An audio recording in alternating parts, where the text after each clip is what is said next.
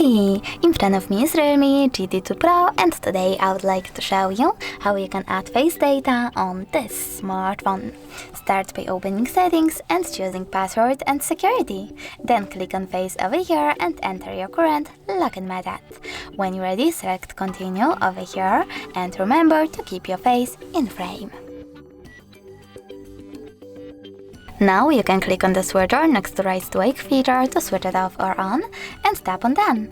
Then adjust all of those face unlock settings however you wish to and click Home button. Now when I turn off my screen and then turn it back on, I can see that face unlock is working properly, so all I need to do is swipe up to open my REALME. Thanks so much for watching. If you enjoyed this video, don't forget to leave a like, comment and definitely subscribe. Bye!